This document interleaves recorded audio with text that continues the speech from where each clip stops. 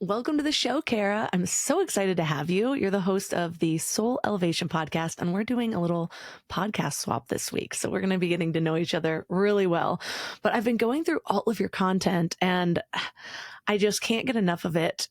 Recently, you shared publicly about using consciousness to heal a burn wound. And this excited me so much because I feel like so often in the spiritual world, we're talking about all of these like theoretical topics more so. And so when it gets like super practical, like how do you actually take this into the real life, heal the literally physical wounds that we have here instead of constantly digging into the past? It just lit me up. And so, but that experience also kind of sits right at the boundary between what science currently accepts and what mystics have always known, frankly. So, can you walk us through what happened? Because that feels like a really fun way to start. Yeah, absolutely. Well, first of all, thank you so much for having me. I'm so excited to join you today. And yeah, that was a pretty interesting experience. So I was curling my hair with a curling iron. I had it set, I think, over 400 degrees or so. And I burned my face, and not critically enough that like it touched my skin, and then I immediately, took it off of my skin. But it did right away. I could start to feel that heat coming in. And, your skin's a really delicate, or sorry, your face, the skin on your face is really delicate. So it's not the same as like the bottom of your foot, which maybe has a lot more built up protection in there. And so right away, I just brought all of my focus and all of my awareness to the place where I had just injured myself. And a lot of your listeners will be no strangers to, like you say, the idea that everything is energy. And we can talk about that from a theoretical perspective, but it is true. Energy is everything, and life force is energy. That's kind of how the ancient sages have talked about energy as our life force, as the prana, the chi. But this is an actual thing. It's not just this like, oh, let's talk about it in terms of wavelengths and vibrations at the subatomic level. All of that is true, but it really is the stuff that we are composed of. It starts with energy. And so it was really just directing my energy to this burn. And the way that I did that was to just become very aware of that area. So as you become a more experienced meditator, I know you're an experienced meditator, and so you have experience with this, but that is part of meditation, is the awareness. So being that awareness and noticing where your energy is, where your thoughts are, where your energy is, and you can move that around. You can concentrate it. This is what one of the elements of energy healing, like something like a Reiki modality, is that ability to get the energy concentrated. So with Reiki, you kind of run it through your body, and then you build it up in your heart, and then your heart is connected to your arms and your hands. So the energy, we direct the energy out of the palms, but it's kind of gathering in the heart and then being sent from the heart through the arms, through the hands. And it's not really, I think in the beginning it's more of a mental process where you're kind of going through the motions and really paying attention to what you're doing. And then just like when you're learning to drive a car, you're kind of paying attention to all those elements, like, okay, I need to move the wheel like this, and I need to make sure that my foot is doing this on the pedal, and are my mirrors aligned and all this stuff. And then the more experience you get, the more you're just doing that in the background automatically, and you're driving the car, but you're not paying so much attention. So, that's how it happens with healing too, where you don't have to put so much energy into it. But that was that was really what I was doing. So instead of directing the energy through my heart and through my hands, like I would if I was working on somebody else, I really just brought that awareness to that place on my face where I had that burn.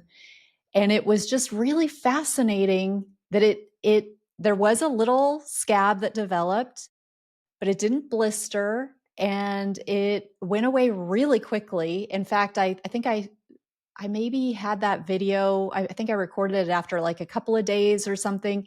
And it was like as soon as I finished filming that, it pretty much just like sloughed off. And considering the high heat of the temperature of it and everything, it was like, wow, there is really something to this. That's amazing. And it, I feel like that was the missing piece in years and years of just diving into spirituality. It's only been the last couple of years where I've really had a focus on the heart, which is interesting. So I don't know if maybe I wasn't ready for that teaching and it was always around me. I know I definitely had. I almost picture it being calloused. Like I had a lot of walls up from my past. And there were a few very specific heart opening moments. And so I'm curious for myself, did the heart teachings appear for me because I was ready, or did I just not stumble upon them? But so much for me this last year is coming back to this idea of heart purification. And that could be in my spiritual work, but it's also just in being able to fully trust my intuition. Because so many people are saying, like, well, I just went with my gut. But if you haven't been doing the work, those first instincts are not going to be pure. And so I see it as having to purify the heart first through spiritual devotion, prayer, meditation, to really be able to discern what's just your programming and your patterning and what is your true inner guidance. Yes, I love that observation. And for me, it comes back to that alignment. And so that's another way to think of it where there's the intelligence of the heart, and the Heart Math Institute has done amazing work with measuring the field of the heart and that heart brain coherence and how important that is, and how the heart has neurons. I mean, what? The heart has neurons? Like, that's crazy. I mean, it sounds crazy, but it's true. It's not just the brain who has the neurons, but just like you, I began my meditation practice from a very brain focused perspective, and the heart, it took me a while for me. And I mean, similar, I know that you have a really fascinating backstory, and I can understand how you had those walls built up. My story is not exactly the same, but I definitely have had the like, oh, I learned how to guard the heart and protect it and kind of keep my distance. And that was a lot of that was a mind focused approach. And it took me a while to understand the role of the heart, to appreciate the role of the heart, and to enliven the heart's energy. And for me, a lot of it comes back to that alignment to our spirit. And that happens through the heart. It happens through allowing that heart brain coherence. So the heart is informing the brain, and it affects us in so many ways. So it helps us to connect to people more easily, to be able to feel into our intuition, as you were mentioning. And I don't know if you've noticed this too. I feel like there's a quicker manifestation as well, whether we're intentionally trying to manifest. A lot of people are kind of studying manifestation. How do I get more control in my life about what it is that I want to create?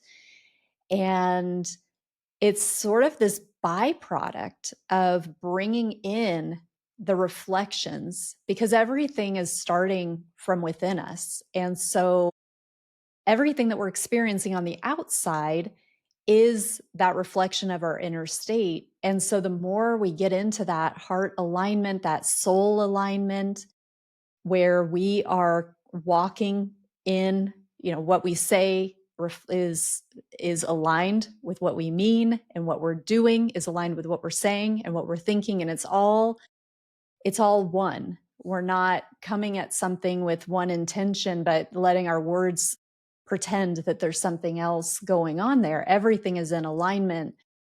And that just allows us to move through this world in a very harmonious way, which then allows more synchronicities to come in. And as a result, we have these more instant manifestations where it's just like, wow, that was what I intended. And here it is. And I hardly had to do anything to get that, you know, to make that happen because it just is that outer reflection of the inner world that is in alignment. So the outer starts to come into alignment too. Yeah, and I also see that alignment. It's heart, brain, and gut is how I sort of view that. Kind of coming into alignment, which goes very much in line with the chakras and aligning your chakras. So it is your energy centers. But I've been really, I've been, well, the last probably 10 years, 15 years, I've gone really deep with other spiritual texts as well. Part of it was deconstructing my Christian background. But there was another part where I was like, okay, well, what truth is in here? Which parts are true? Which parts were manipulated? And so the Gnostic Gospels have been just really fascinating to me. But, and it's helped me heal, I think, a lot of the terminology around religion. So for a long time, anything that sounded religious, word choices, names for things, I like immediately shut down. And I've recognized that as that has to be my own block. I don't want to feel a judgment. I don't want to feel a closure when I hear certain things. And in doing that work, I've started to see how it all kind of aligns. And when I'm looking at the idea of aligning my gut, brain, and heart, that heart center is the center of resonance. It's where you're picking things up as well. And so, am I just aligned in my own desires, or am I aligned in the universal plan for me? And when I look at it that way, then Bible verses that are, for I know the plans I have for you, plans to prosper you, not to harm you, plans to give you hope in the future, things like that. Or I used to, when I was first deconstructing from religion, I used to almost feel judgmental toward, what do you mean your plan? What about my plan? You know what I mean? But then it's like, okay, well, what does it mean to be aligned with God's plan? And I think A Course in Miracles really helped me with that, where it's like, no, I'm willing to see this differently. What happens when you put aside your ego desires and really understanding, like, if it's only coming from me, that's the ego desires. If I'm coming from the place of myself that is purity, that is my alignment with God and all that is. And so is that why it's so much easier? Because suddenly I've stripped away the me, the selfishness where I'm going against the current trying to get what I want, and I'm aligning with the universal plan, the plan for that is the highest good for all involved. And then the universe conspires to work with me. I love that. I've heard you talking about the Gnostic texts and particularly the Gospel of Thomas, and it's been really inspiring. And that also has come into my field lately, specifically the Gospel of Thomas too. So I was like, "Whoa, thank you, universe! I love this reflection." Yes, and I also think so. When we talk about the ego and pitted against kind of our divine destiny or our divine purpose or what God wants from us, if we want to think about it that way. To me, that is the same as what our soul wants. So it doesn't feel to me when I think about like what purpose would God have for putting me here on this planet, in this body, in this life stream? That to me is programmed within me as my deepest desires, the things that make me feel the most fulfilled, the things that make me feel the most joyful. And there might be an egoic part of me that has a misaligned interpretation of what it is that I actually want. So, for example, as like podcast hosts, maybe we feel this deep resonance to share our message and to inspire people through our message, through our observations, through our inspiration. And then we may feel, although that's like the really prime directive within us, we might get confused about what it would mean to really fulfill our purpose. So for I'll give an example that last week I was approached by somebody who wanted to come on the podcast, and they sent me a couple of interviews that they'd been on, and one of them was Marianne Williamson's podcast, and I have a lot of deep, deep respect for Marianne Williamson. And immediately I was like, well, if they're good enough for Marianne Williamson, I mean, I don't really need to even look very much further, right? Like that should be a slam dunk. But I went ahead and listened to the interview. And as I was listening, it was very politically minded. And I personally don't feel alignment with politics. And it's not to say that people who do feel in alignment with politics are wrong, but within me, my directive is that the change that I want is going to come from within me. And it will come from me being sovereign and really trusting myself as the authority. And if I get off track and I start looking outside of myself, whether that is the government, whether that is an organization, whether that is, I've had this happen with spiritual organizations where I'm like, okay, I really think that they've got something great for me. And then I start handing over, like, well, what do they think about this? And what about this? It's like I'm handing over, like, tell me what to do about, whatever they think. Who do they think I should vote for? Well, that's who I should vote for, that type of thing.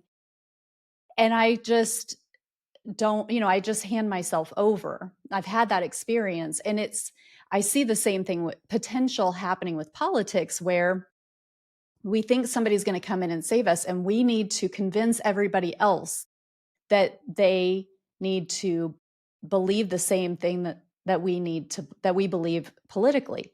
And so I just feel that there's a quicker way, and that the more we all get into our own alignment and we know our intuition and we're not looking to organizations, even something as pervasive in our society as politics, for me, that's the way. And this person who approached me is absolutely in their mission. Like, they are so aligned, I believe, with what they're here to do.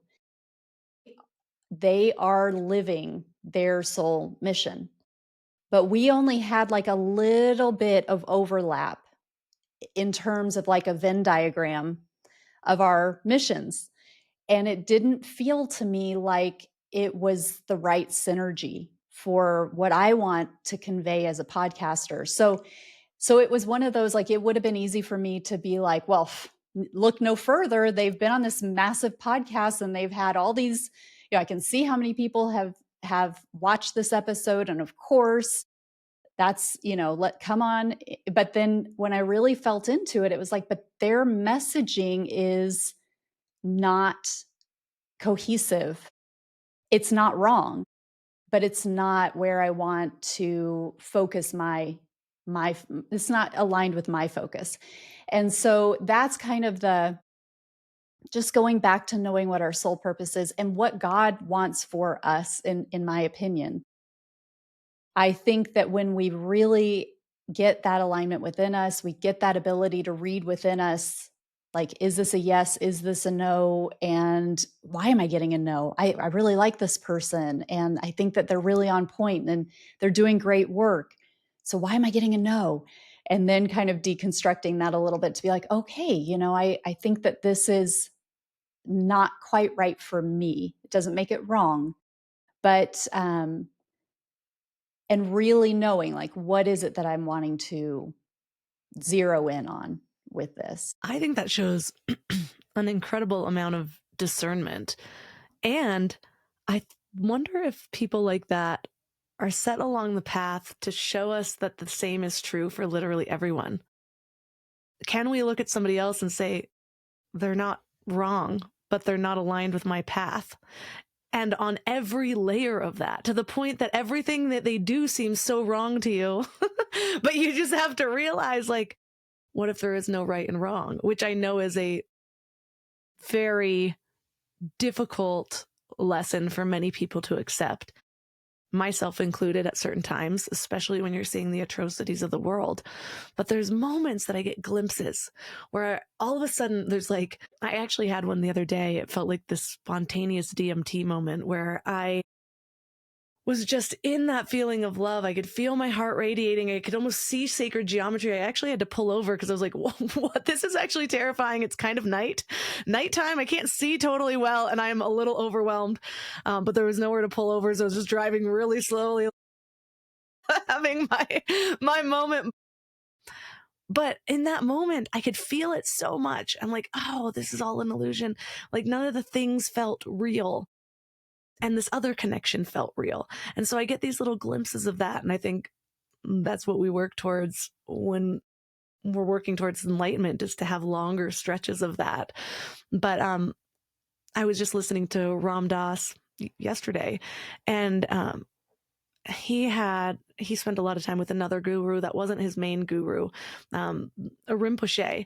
But Rinpoche has kind of gotten a lot of criticism because he was very overindulgent. He would be up there giving a lecture and like be slowly getting wasted. and Ram Dass, Ram Dass talked about how most people would leave at that point, but there was just a few that were sitting there willing. And he's like, and it would get to the point of hearing that it was such a pure channel. And if you got past the slurs, you could hear the deep wisdom underneath.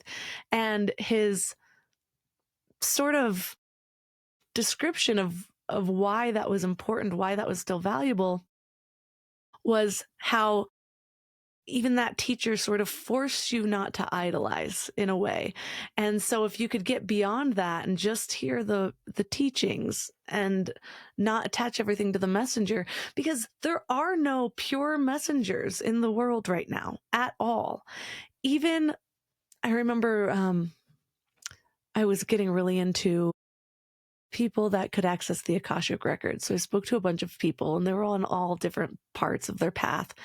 And just hearing like five of them, they all had such wildly different interpretations of what was coming out. And this was like 2020 when things were, I mean, just as politicized as it is now, but but everyone, I don't think everyone realized that they were triggering each other as much, so they were putting it out there even more.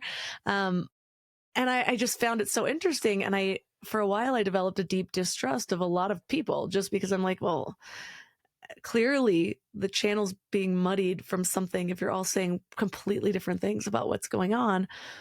But then realizing, okay, well, can you realize that everybody has a value to give, and you're never going to be aligned with all of them, nor should you.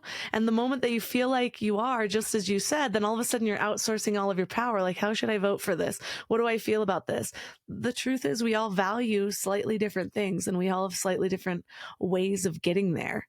And I think the easiest thing to do is what I'm learning is setting it aside and being like, okay, well, what? I don't know the plan for this. Honestly, they're all messy. This is why I align with no sides of the political spectrum. I'm like, I can Yeah. get over here with you on this one, but when you actually think about this, no.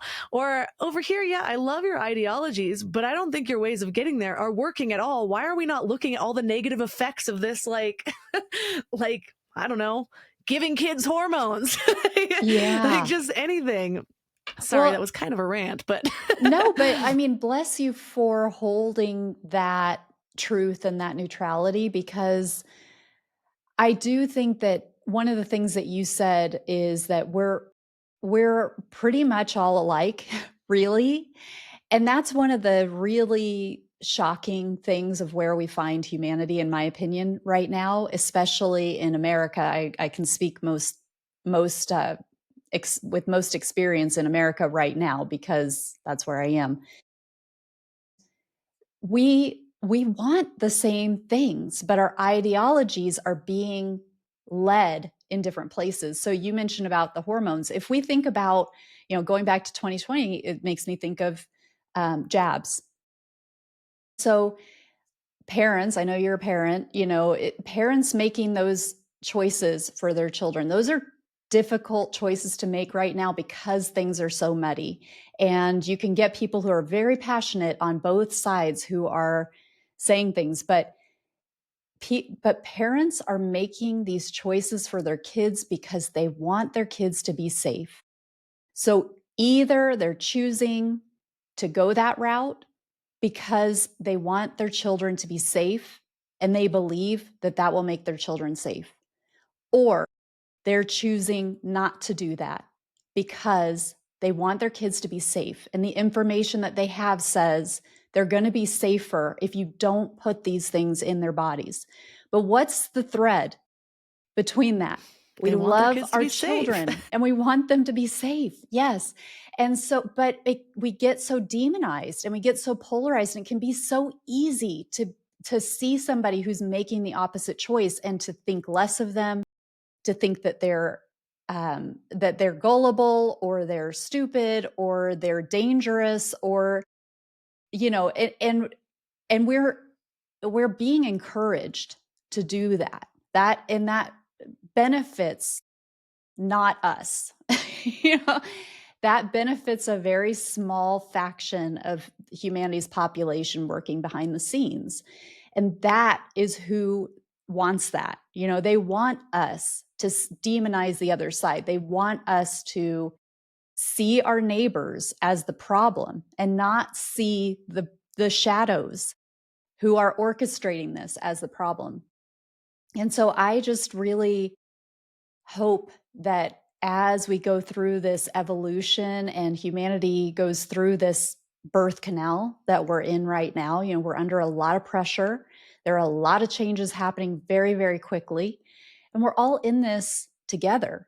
And I hope that people can just start to recognize those similarities. And the root is we're the same. We want the same thing. We're just getting different information. And we're at different levels as well. We have people who are awakening to different truths that oppose what we're told in the mainstream. And then we have people who are completely blind to that, and they don't have exposure to that, and they don't understand it. And by design, we're on different paths. We're not meant to all be accurate reflections of each other. We came here to have a very diverse experience and to grow as a soul through that. So, but I do think, for me anyway, it helps to kind of pull back and be like, wow, we really are the same. Underneath it, we are the same. That the motivation is the same. We just have access to different information and resonate with different information. I agree completely. And it can be so difficult in certain states of minds to see. That's usually my sign that, like, okay, I'm not in the state of mind to see truth right now. I'm Love triggered. that. I'm emotional. Yeah. And so I'm in my feelings and I need to work through this first. And I'm not going to deny them anymore. I'm going to feel it through without the meaning, and then come back to this when I feel prepared. Otherwise, you get in the mental loophole. My show is called Mind Love. And when I first started it, I think it was really about giving love to the mind. Like, I really believed I needed to just rewire my mind, which had a lot of truth in it. But like I mentioned, the deeper I've gone, the more I've realized that's a part of it, but it's really the heart that. And so I'm just glad that the name turned out perfectly, because I was it's just like thinking that. the love kind of overtaking the mind. And it's less about putting them, like, making the mind right, and more about just quieting enough to hear the wisdom that's coming from a whole different chakra center. But you recently were talking about the challenge of sharing new spiritual understandings with friends and old connections. And it's something that I've talked about a lot too, where um, it's almost like the old phrase, it's lonely at the top, but the top can be anything. The deeper you go in anything, the more almost fringe your beliefs become, and the less people there are to connect on it. But as you were speaking, I was thinking about that. I'm like, yeah, I wish this could apply to my spiritual side, or because I just keep going deeper and I love it, but there's not a lot of people that are there. But then I was like, I was having my own process as you were speaking, and I was like, okay, but what do I want from this? It's peace and love and security. And I find my way there these days more through a path of finding divine purpose, finding the divine in all things, other people might find it with their job. And so, yes, there's a big leap on how you get from one to the other. But even with that, it's still coming back to these core parts of what we both want. But I'm curious for you, how do you hold space for kind of diverging realities without creating hierarchy or isolation?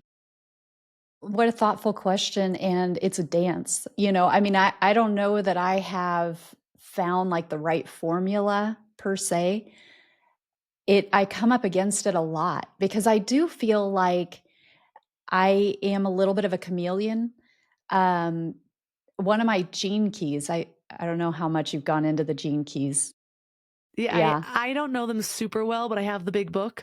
Okay. Well, I'm doing the Richard Rudd, who's the author of the Gene Keys. He's got a series on Gaia right now, and so I've had my Gene Keys read, and I have the book, and I know my profile, but I wasn't sure if I should listen to this series or not because I was like, I really want to go down into mine versus like just understand the gene keys themselves. But it was recommended. And so I was like, okay, I'll go ahead and listen to it. But it got me back into my gene keys because I think there's a lot in there. There's really a lot of, I see things as codes. It's interesting.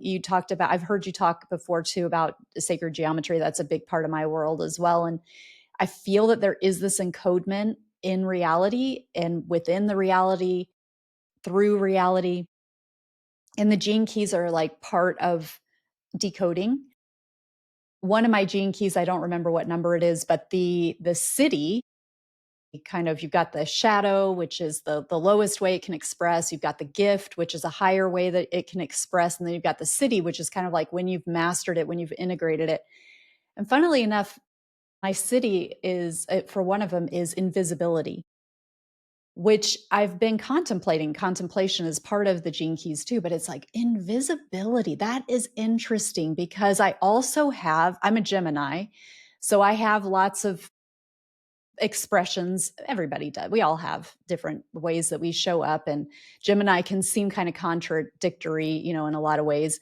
But it's like I'm a podcaster. Communication is really big with me. I'm an author. I'm putting myself out there. So really invisibility? Like invisibility? How does that work? But when I really go into it, it's not like a hiding, but it is being so infused that you don't really stand out.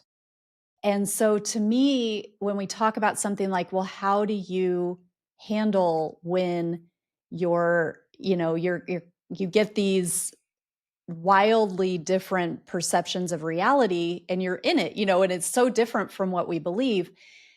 And I think that comes into play where it's this, because I've gone through my own evolution. So I very much know what it's like to be living a corporate life where you're taking what the mainstream is saying and you believe it and you don't go deeper and you don't have that distrust of the government that I have and and authority and you're trusting the authorities and you're doing what you're told to do, what you're supposed to do. You're a good girl. and and I have had that version of me for sure. I loved being a good girl.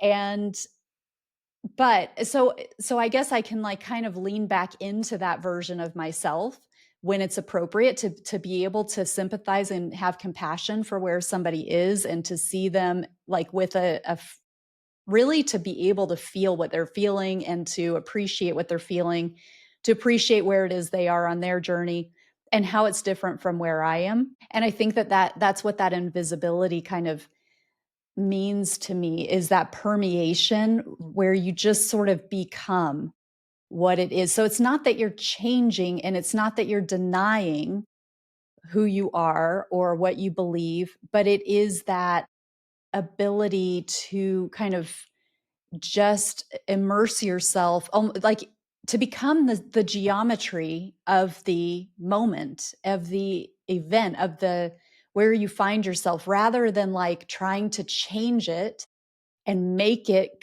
become my geometry. It's feeling into it and like, oh, okay, well, I can have an edge here, and I can have a tetrahedron here. I can feel into that. I can morph and kind of meet somebody where they are so that we can have cohesion and we can have that harmonic, rather than like, okay, I've got to try to convert everything I come up against, or I'm uncomfortable. Does that make sense? We sound like the same person. I love it. I'm like, yeah, it makes more. Are you reading my diaries? I just started rewriting in it, so you can't have read that much. But yeah, Testing my remote viewing. Okay. yeah. Well, there's, I think there's this dichotomy in what we do, especially for like my personality type, and it sounds maybe like yours too. But expression has always been a big part of who I am, and understand even unique expression. Like I've always been the weird one, and I've liked that. So there's things that I was willing to do that other people are like, how do you have that much confidence? Meanwhile, other things that I was very insecure about, people just, that's not how I presented. I have Gemini in my profile too, or it's my rising sign. So, but I've had a lot of deep thoughts going back and forth of like, okay, well, podcasting has been so healing for me because it allows me to just express without the fear of the reflection or the being fully understood. And I think that's been almost a wound of mine where I feel like I need to be understood. It's less about converting people and more about me, like my need for understanding. But I think the deeper I've gone spiritually, different messages come up, the simple cliches of like the wisdom in silence, or the wisest person in the room speaks the least. And I'm like, well, that's never me. So like, what does that say about me? And so I've really played the last couple of years and trying to say less. And I have a lot of stories. I've always been the entertainer. I know how to share some of my darkest traumatic moments and make them the life of the party. And I think that was armor for a long time without me realizing it. I thought I was being vulnerable and just sharing. And there was multidimensional too. Like I'd almost rather share the dark stuff so that I wasn't 6 months into a friendship and somebody finds out and they interpret in a way that I don't have any control over. So I just lay it all out there. And if you don't like me, if I'm too much, shy people, like really shy people, are either super intrigued by me or they do not like me at all. Mhm. This is just how it's gone on. But yeah, finding that balance of what does it look like to where I'm not hiding, but I'm just engaging in a new way, opening up to our shared commonalities without me at the same time. Cause I think I did that for a while where I'd be like, okay, cool. But did I enjoy that at all? No, we talked about toddler snacks. I don't want to talk about toddler snacks. Is that the only thing we have in common? So how do we get beneath that? How do you connect at the humanity part without necessarily making somebody else something that they're not? Maybe they're not a deep conversationalist like that. How do you navigate that? You know, this is such a thought-provoking question, because I do find myself in conversations just like that, where I am like, "Oh my God, I have to get out of here because I just can't. I can for a little while, but it really it just goes dry, and I don't care about the things like, you know, carpet or drapes. Like I can only like I wanna be respectful, and I want to have communion, and also, like, it just runs its course very quickly.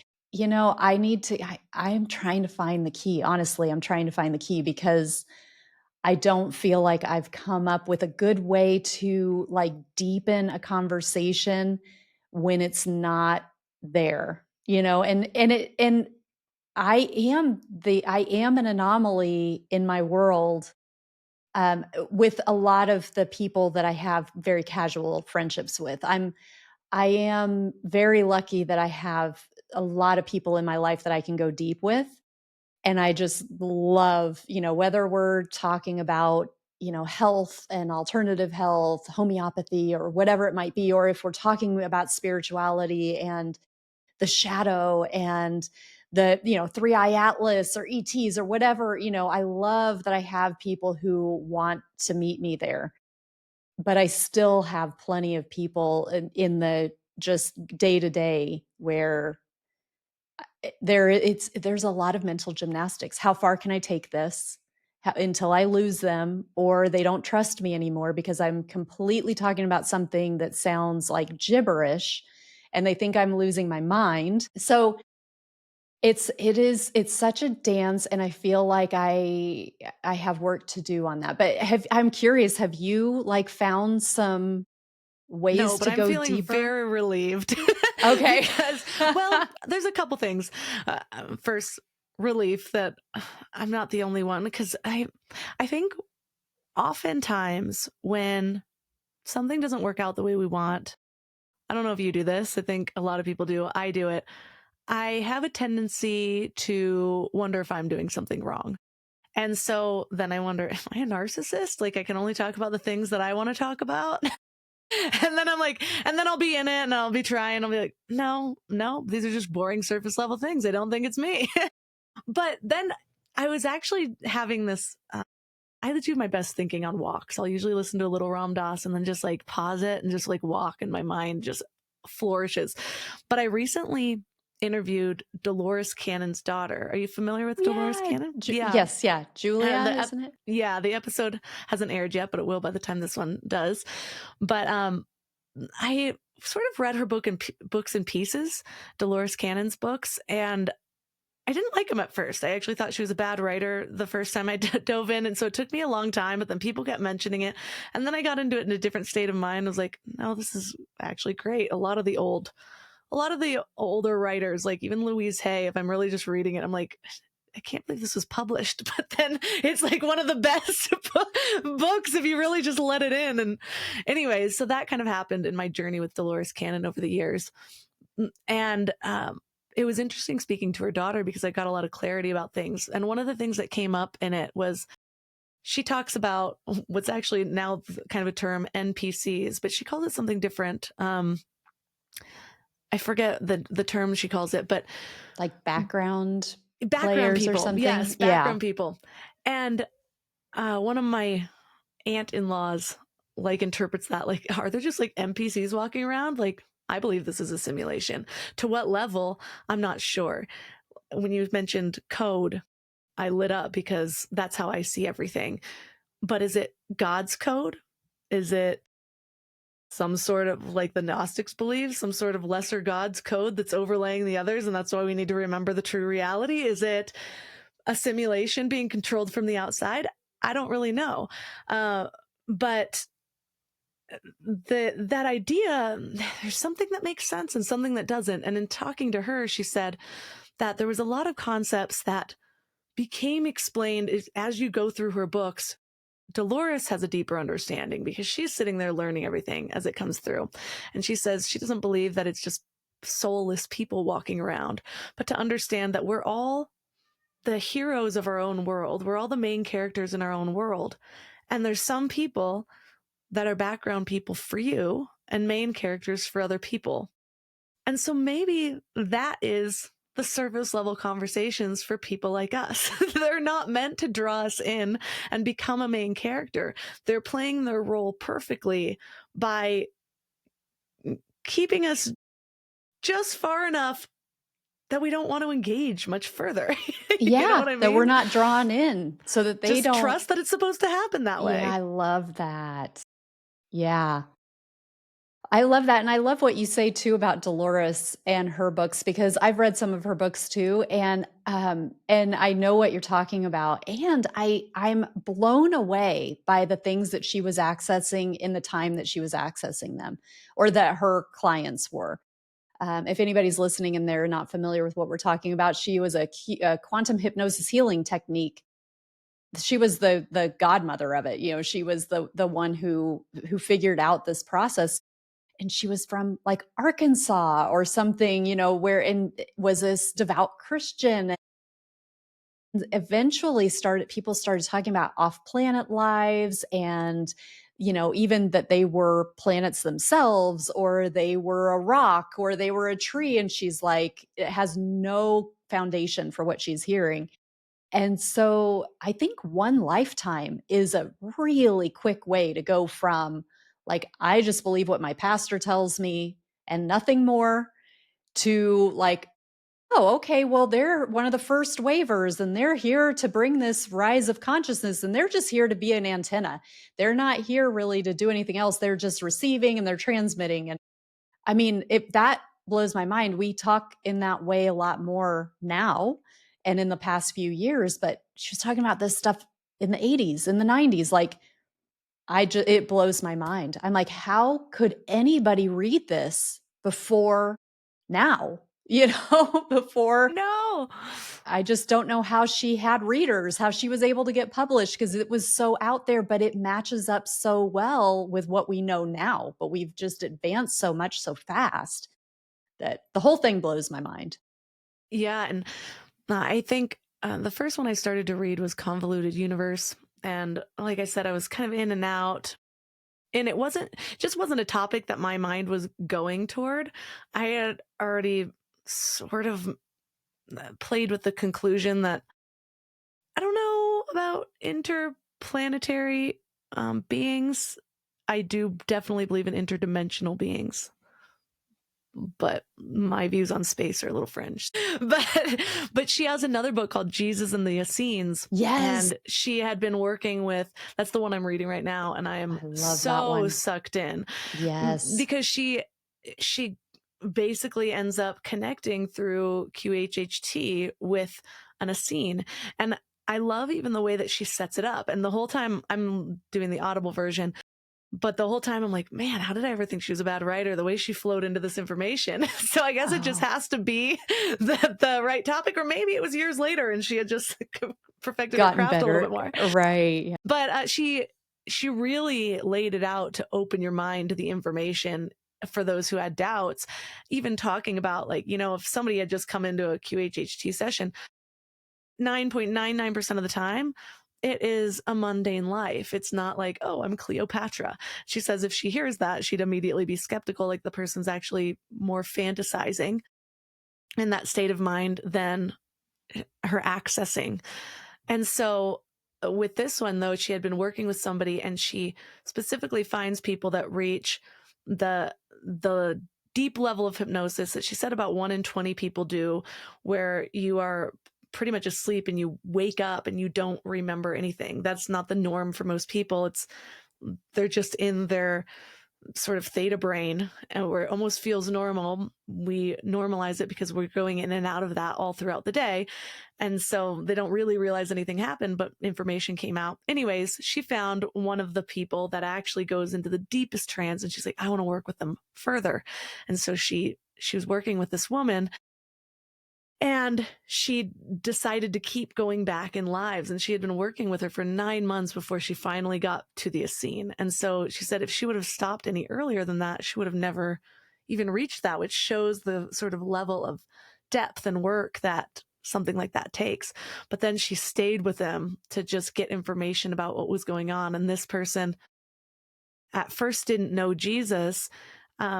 And so she realized she was accessing him at a time right before Jesus was born, because the first King Herod was king, and it's just so interesting though. And it gives all of this information because I don't trust the mainstream sources. I think it only takes watching history be altered in real time.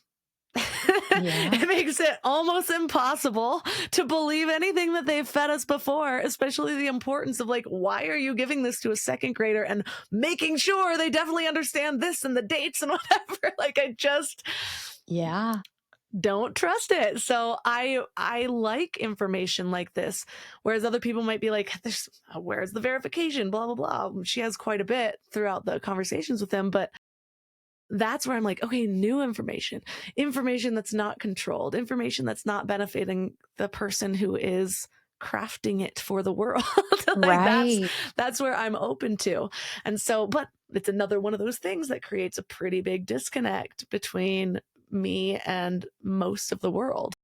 Yeah, I know, and I feel you, and, in that particular book, she talks about the Dead Sea Scrolls, which then, plays nicely into the Gospel of Thomas as well, and it's so fascinating with that, and if I remember correctly too, when she was you mentioned that the person she was hypnotizing didn't know Jesus and was very skeptical herself of what was coming through and wasn't very inclined to keep going. I think she even moved, and so there were, She like was actually highly religious. And uh, so she was she was breaking away from that, but she still had a lot of ties to her parents. And she's like, my parents are going to get upset about this. I'm only willing to allow you to publish this in a book if you keep my information private. But yeah. yeah, she was having a lot of inner resistance, which I fully understand also because I went through that process of being on the spiritual path. And I always say I would like say a little prayer to Jesus just in case. You're not Yeah. sending me to hell because I'm really just trying to find God. If this is Right. wrong, you steer me back because right now that feels wrong. Yeah. Yeah, Yeah. exactly. Yeah. So, it's so funny and it's so nuanced. It is this where do we and you're right, like, even when people are religious. So they have that kind of spiritual interest, but they still are trusting the religious narrative. And then, so there are a lot of ways, like you said, you feel this connection with, okay, well, it sounds like you're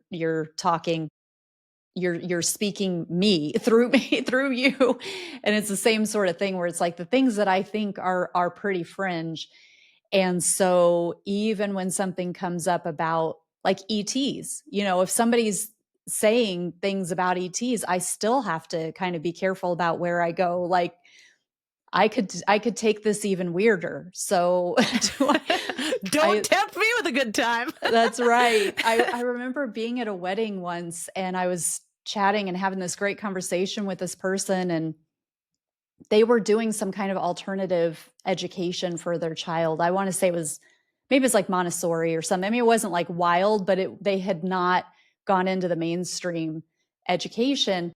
And so we're having this discussion, and I'm tiptoeing my way through it like, okay, well, they don't trust the mainstream education. So let me feel this out.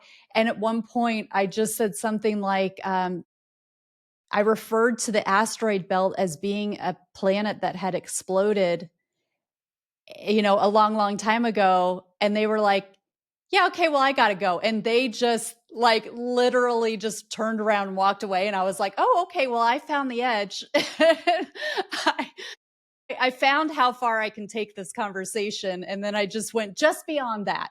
And now this person is pretty sure that I've lost my mind. So there we go. We just keep trying to feel it out and have a laugh when we take it too far, I guess, It's my favorite game to play, but it's definitely not the most connecting. Right. Uh, well, when you think about after writing a book, after all the conversations you've had, after all the mystical experience and energy work, what's the simplest truth you keep coming back to?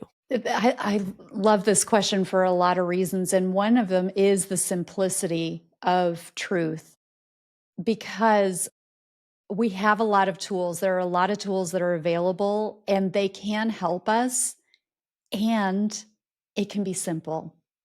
And so I have had different approaches. I've learned different modalities. I've followed different teachers, and I got a lot of value each step of the way. And the simple truth is everything that we're looking for is inside us. And it really is that simple. And there are techniques, there are teachers, there are ways for us to connect deeper with that truth. But what I have experienced is that as I go in this spiral of evolution, it always comes back to me. It always comes back to really getting in touch and reading myself and doing that through my senses. So the way that we started this conversation by talking about the healing of the burn, you know, how did that happen? I can do my best to try to explain how the energy was gathered and directed. And there's also just this feeling our way through it and knowing enough of what is available to us, how amazing this human technology is. And when I say human technology, I mean the biological gift of the human body that we were given, not any augmentation, but really the technology we've been born with through our DNA. And as we awaken more and more of that DNA or have access to more of the what's dormant within what we've been given, we have that ability within us to activate that.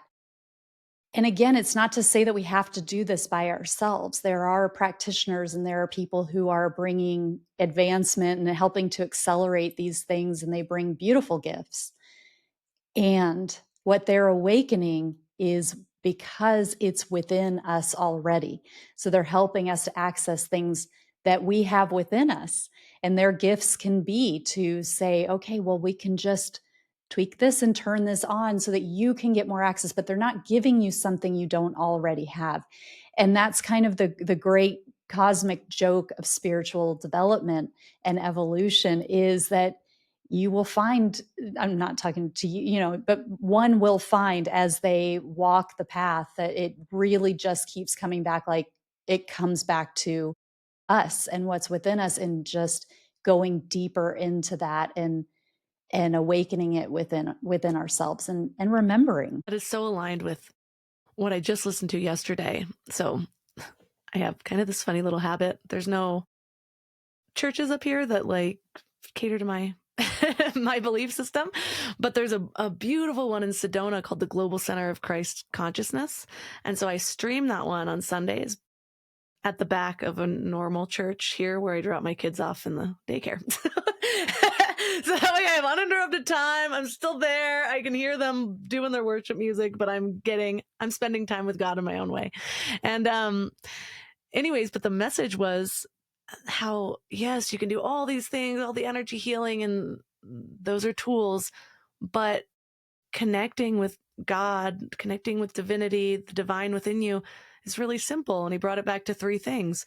It's connecting with God, letting it change you, and bringing it out into the world, which is really just communion, forgiveness, because that's what letting it change you is. And I think there's a lot of misconceptions about forgiveness, and then acts of service. Those three things is really all we need to come back to purify ourselves. We don't need the expensive machines, the super expensive healers.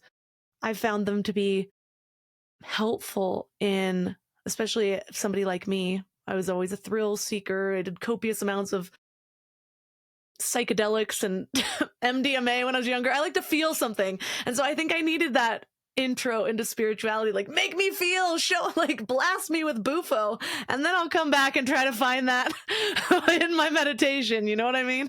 And so but I love that, because I think after a while I'm like, is this just another scam to get us to pay for all of this stuff? And I had this moment actually this last summer of realizing my lesson right now is to realize that I'm being initiated as the teacher. I don't need to always reach outside of myself for the answers, but also that it can all be simple. I don't need anything else. If I want to visit those tools, I can. But true spirituality, I think you can set aside even the crystals and the tarot cards and all of that. Like you don't need those things. You can have them, but you don't need them for where you are meant to go. So thank you so much for this conversation. We took it all sorts of directions. I love leaving listeners with one thing to think about or focus on this week to just sort of bring some of your wisdom into their lives. What would you leave them with? Yeah, thank you so much for this conversation, Melissa. I've loved it. And what comes to mind is very simple. It comes back to the simplicity, but it is the breath, and it is this mechanism, that is the engine of this technology that we have.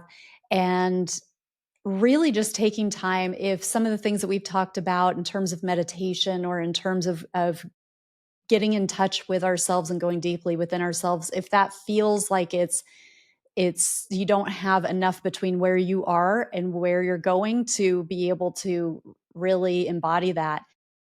Tune into your breath and just spend a few, not 30 minutes, maybe not even 10 minutes. Maybe it's just 2 minutes and you're just breathing low and slow and watching the breath, watching the belly inflate as you inhale, watching it move back toward the spine as you exhale, maybe counting the breaths. Anytime you're noticing the thoughts come in, just come back to the mechanism of breathing and let that help your mind calm down, help you get into that alignment.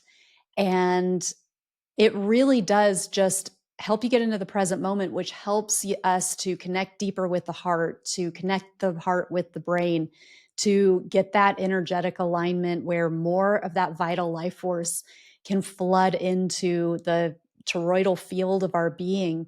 So it doesn't have to be hard, it doesn't have to be long, but if we can start with 2 minutes of just deep breathing and watching the breath and bringing the awareness back continuously and build from there. That can be a really simple place to start. Yes, and I love the simplicity of that. I have a Muse meditation headband, and I go in waves of using it, but I'm on a wave.